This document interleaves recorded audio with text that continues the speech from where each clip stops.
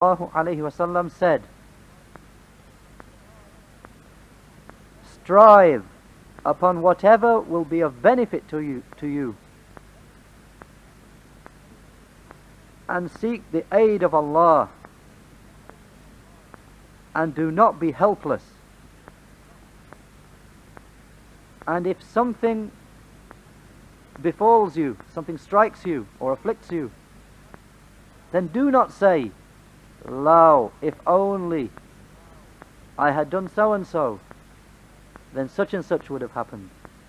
But rather say, it is what Allah has decreed, and whatever He wishes, He does.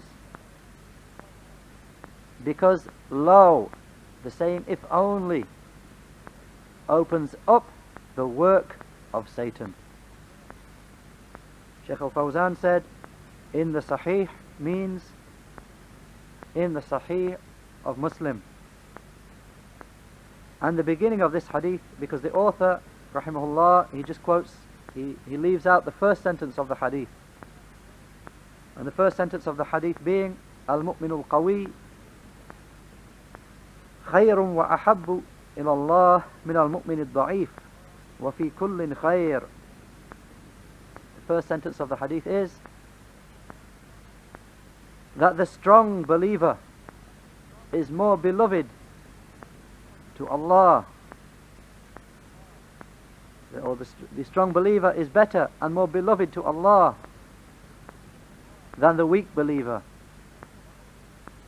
and in all of them there is good. And then the hadith continues with what the author brought: strive upon whatever will be of benefit to you. So Shaykh al-Fawzan said, beginning with the first phrase of the hadith, he's saying the strong believer, al-mu'min al-qawi.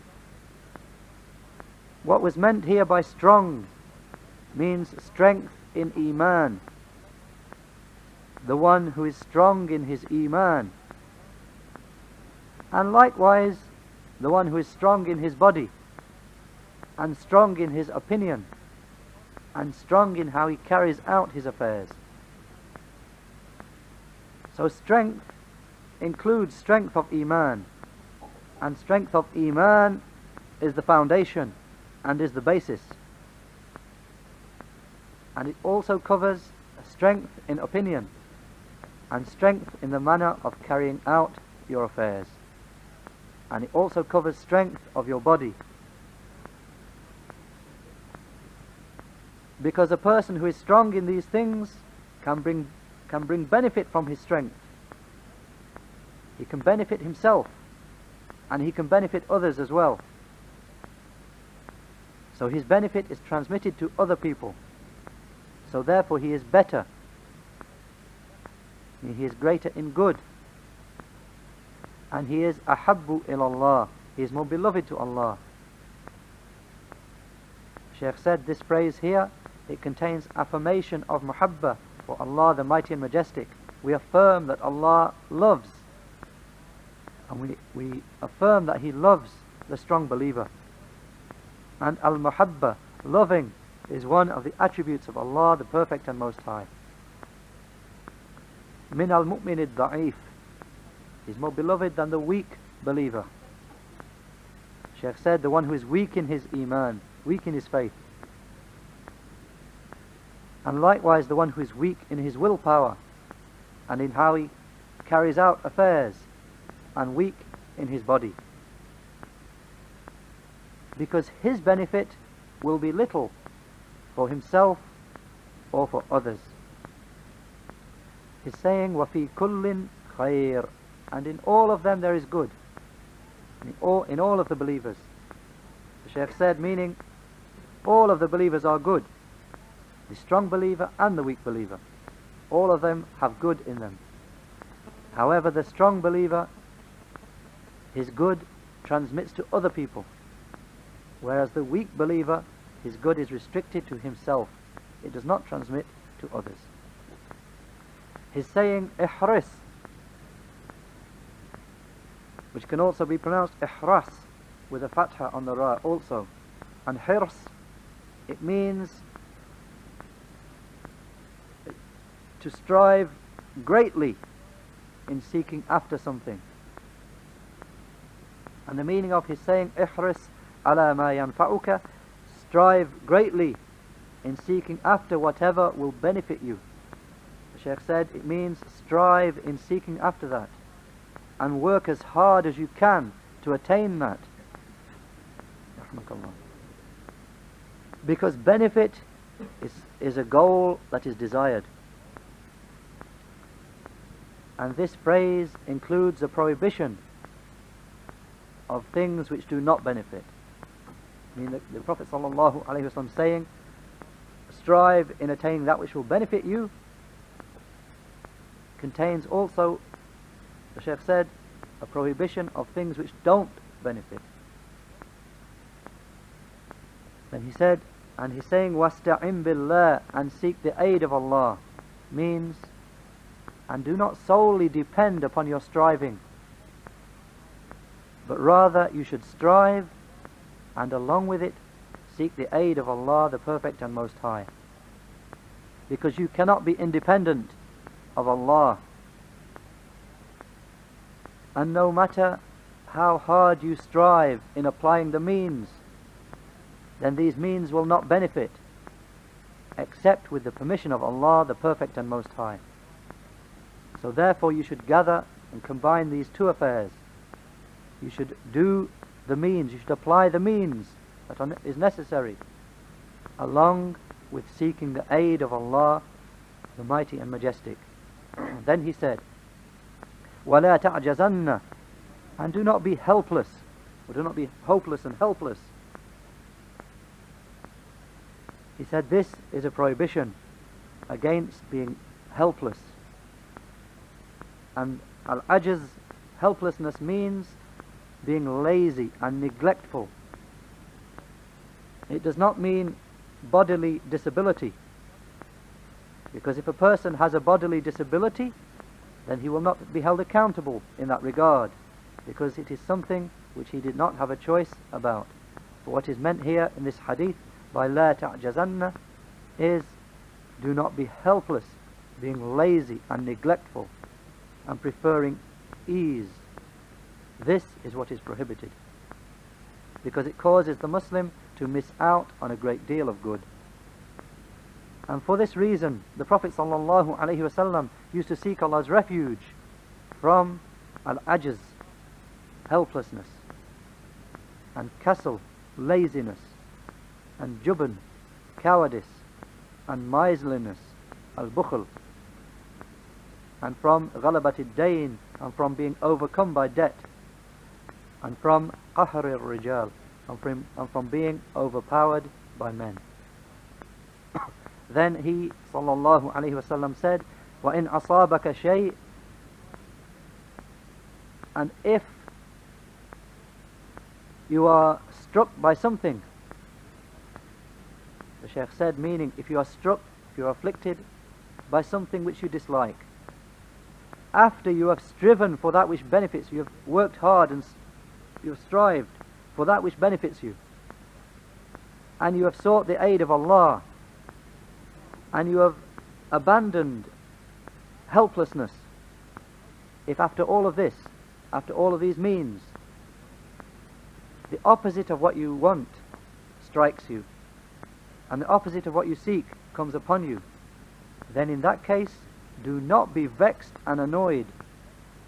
Rather, you should know that it is something that has come upon you by the ordainment of Allah and His decree. And that if Allah had in the affair, and perhaps Allah prevented that thing from you for some good that He wanted for you, I mean, the thing that you wanted, He prevented it from you, perhaps because He wanted some good for you, because perhaps a person will eagerly seek after something which is such that if he actually attained it, it would destroy him. So Allah prevents him from it as a mercy upon him. As Allah the Most High said, وَعَسَىٰ أَن تَكْرَهُوا شَيْئًا وَهُوَ خَيْرٌ لَكُمْ وَعَسَىٰ أَن تُحِبُّوا شَيْئًا وَهُوَ شَرٌّ لَكُمْ وَاللَّهُ يَعْلَمُ وَأَنْتُمْ لَا تَعْلَمُونَ. Surah Al-Baqarah, ayah 216, with the explanation, and perhaps you'll dislike something when it is good for you. It is something good for you. And perhaps you may love something when it is bad for you. And Allah knows, and you do not know. He's saying in the hadith, فَلَا تَقُلْ لَوْ أَنِّي فَعَلْتُ كَذَا لَكَانَ كَذَا وَكَذَا. So do not say in that case, if only I had done so and so, then such and such would have happened for me. Shaykh said, meaning in this case, don't refer the affair back to your falling short, but rather refer the affair back to Allah's ordainment and what He decreed. وَلَكِنْ قُلْ قَدَّرَ اللَّهُ وَمَا شَاءَ فَعَلْ. Rather say, it is just as Allah has ordained, and whatever Allah wishes, He does. Shaykh said, meaning, I refer what has happened back to Allah's ordainment and His decree. So what prevented you from what you wanted was not your own actions or what you left. Rather, what prevented you was Allah, the Perfect and Most High. You do not know. Perhaps Allah wished good for you or kept away some evil from you. So therefore be satisfied with the ordainment and decree of Allah in that affair. So this is the case of the believer, al-mu'min, the one who truly believes in the ordainment and decree of Allah. But as for the munafiq, the hypocrite, and the one who is weak in his iman, the one who is weak in faith, then when he is struck by something which he dislikes, then he becomes upset and vexed and annoyed, and he says, this has happened because of so and so, or this has happened because I didn't know such and such. And this involves a denial of pre-decree, or failing to have true faith in pre-decree, or weakness in your faith in pre-decree. And that is not the state of the believer. He's saying, قَدَّرَ اللَّهُ وَمَا شَاءَ فَعَلْ. That is what you should say, that it is just as Allah has decreed, and whatever He wishes, He does. Shaykh said, saying this will resolve many difficulties and problems for the Muslim. Then he, sallallahu alayhi wasallam, said, فَإِنَّ لَوْ, because saying if only, تَفْتَحُ عَمَلَ الشَّيْطَانِ, opens up the work of Satan. Shaykh said, meaning, if you refer what has happened back to something besides the ordainment and decree of Allah, then Shaitan will enter, and he will start whispering to you and putting false doubts in your mind and put disquiet in yourself, so your soul becomes troubled and you become in a state of concern and anxiety and regret.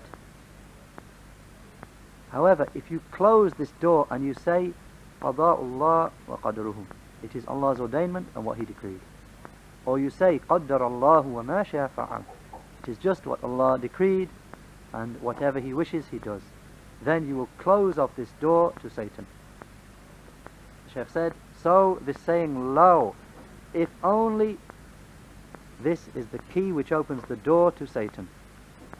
And the saying, Qaddarallahu wa ma sha'a fa'ala, just as Allah has decreed, and whatever He does, whatever He wishes He does, this closes the door upon Satan and allows you to relax and not be troubled by his evil, and by the anxiety he causes, and by the grief he causes, and by his whisperings.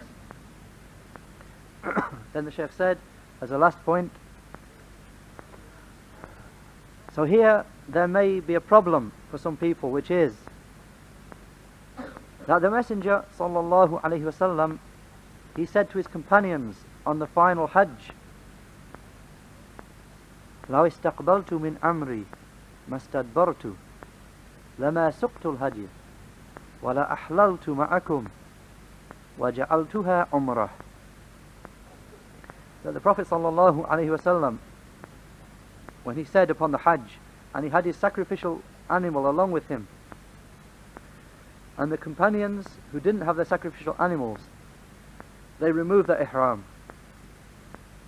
They completed their umrah and they came out of the state of ihram. But the Prophet sallallahu alaihi wasallam remained in his ihram because he had brought the sacrificial animal along with him, and he was performing Hajj of Qiran. Hajj, when you took the animal along with you and you remain in a state of ihram. So then some of the companions were upset that they saw he was remaining in ihram. Then how can we then do remove the ihram from ourselves? But they were commanded to do so, and the Prophet sallallahu alaihi wasallam said, if I were to have my time again, then I would not have brought the sacrificial animal along with me. Or if I had my time again, I would not bring the sacrificial animal along with me, and I would remove my state of ihram along with you, and I would make it an umrah. The Shaykh said, so the objection may be raised here. So here he used the word law, if only, or if, in a matter where it became clear to the Messenger sallallahu alaihi wasallam that something missed him out, which was excellent, which was performing Hajj tamattu, performing umrah, breaking the ihram, and then performing ihram for Hajj. So does this not contradict his saying, وَإِنْ أَصَابَكَ شَيْءٌ فَلَا تَقُلْ لَوْ أَنِّي فَعَلْتُ كَذَا وَكَذَا? Doesn't it? The question is, does it not contradict his saying in the hadith that we just had here? And if something befalls you, then do not say, if only I had done so and so. Shaykh said the response is, there is no contradiction. Because what's prohibited here in the hadith of Abu Hurairah is the saying, if only I had done so and so, then such and such would not have happened. He said this is a case of being vexed and angry at something which has already occurred and finished. It's happened, Allah decreed it's going to happen, it's happened, and now you're showing vexation and anger at it. He said, as for his saying in this hadith with regard to Hajj, if I were to have my time again, then I would not bring the sacrificial animal along. He said,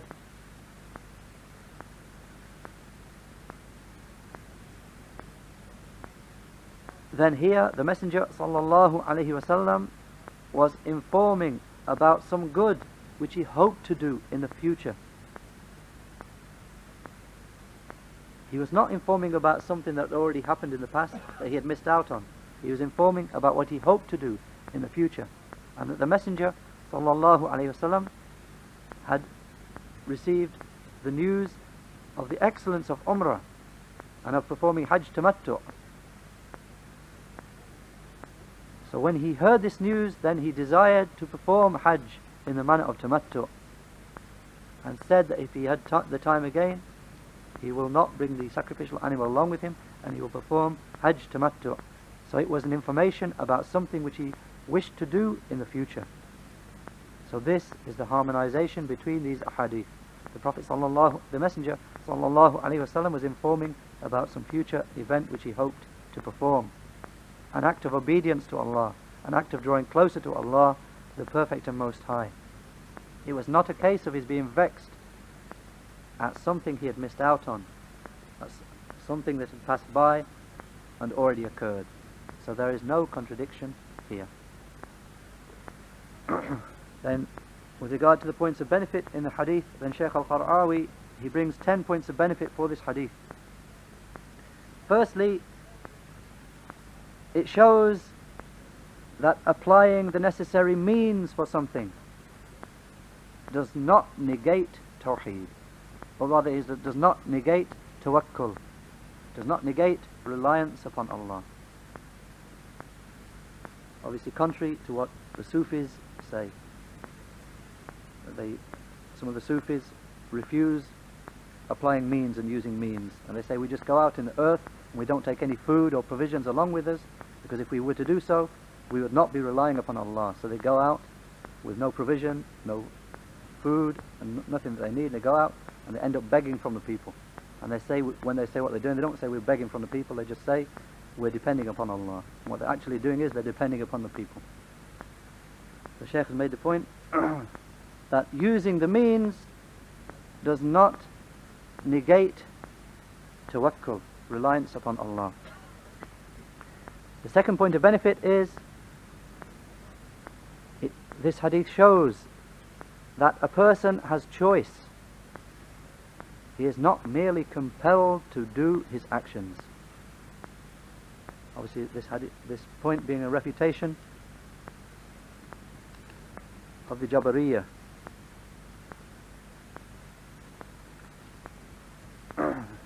Those who say a person is just compelled to do his actions. The third point of benefit is that being helpless and negligent is a negation of seeking the aid of Allah. Fourthly, this hadith shows the prohibition of seeking the aid of anyone else besides Allah in those affairs that can only be carried out by Allah. The fifth point of benefit is that Islam encourages action and encourages producing good.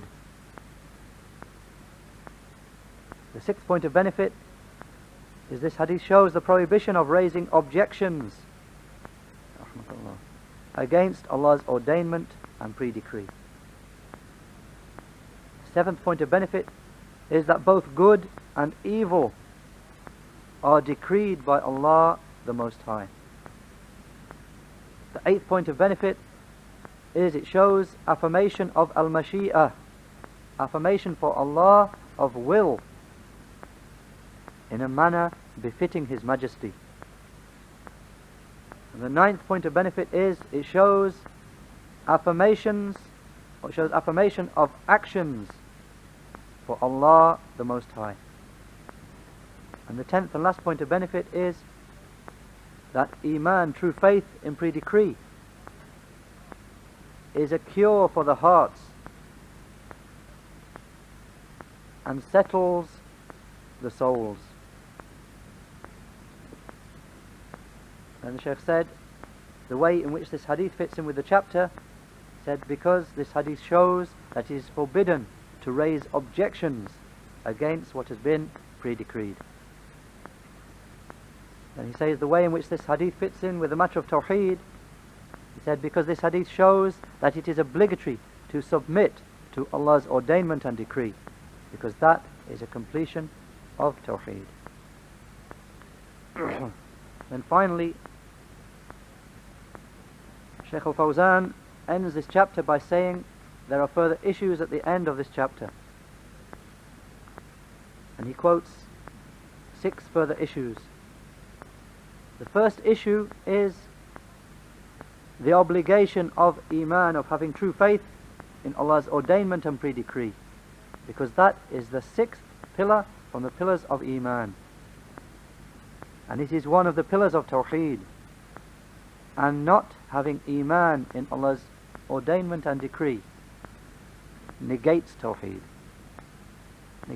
altogether.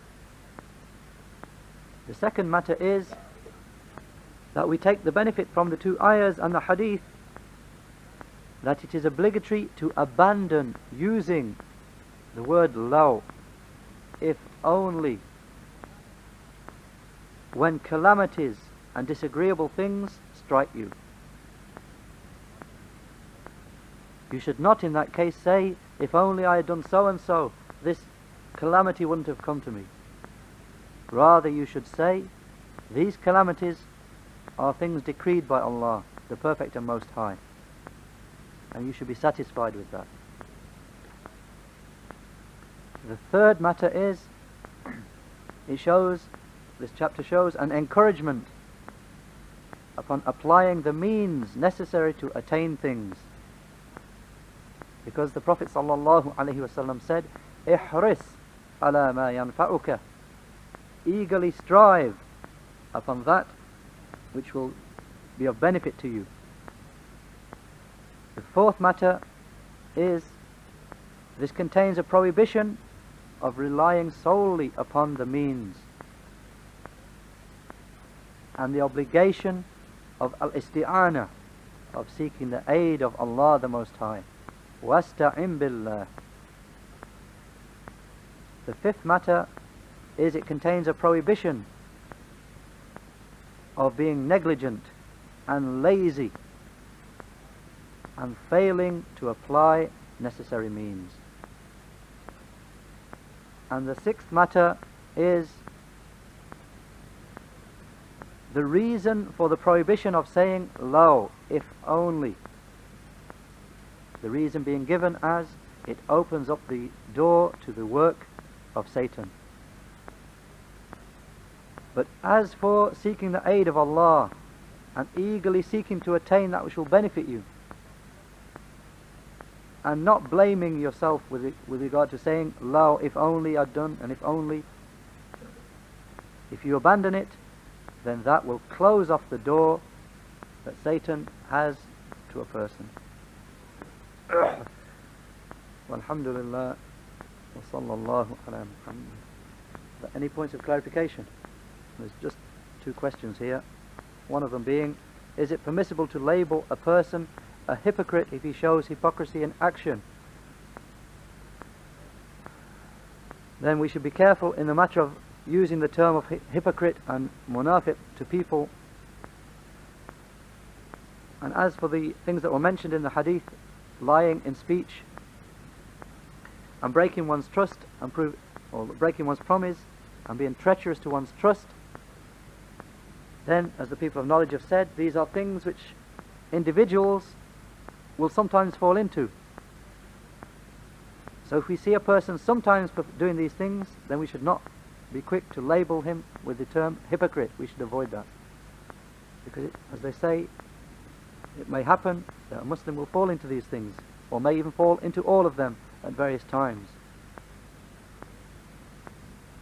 So we should avoid labeling him with the term of hypocrite, munafiq, and certainly avoid calling him a hypocrite, meaning hypocrisy in belief, meaning one who is actually a kafir in the lowest depths of the hellfire, one who in his heart is an unbeliever, doesn't believe in Islam, and is just outwardly manifesting Islam. We should avoid that. Obviously this, and doing the like of that, is the practice of the Khawarij and their like, and the Mu'tazila and their like, and their followers, those who do it with regard to Muslims, and especially Muslim rulers. They see the slightest thing from a Muslim ruler and they start using the word munafiq upon him, hypocrite. And they do takfir upon him and put him outside of Islam because of the slightest thing that they see, or think they see, or they hear, or they read in the newspapers, or so on, or the kafirs mention about and they hear it. Wallahu musta'an.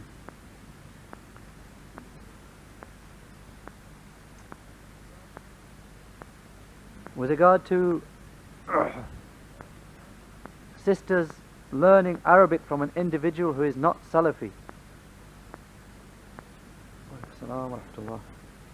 as there is a class about to begin for sisters, for a sister who is a non-Salafi, and sisters are intending to attend, then we advise the sisters to keep away. I don't know the situation, I have no idea what the situation is. Ask the brothers in the centre who know what the situation is behind this question. But in general, if the person is a person of innovation, then flee with your religion away from them and keep away from them. Beyond that, Allahu A'lam, I don't know. I don't know this specific situation.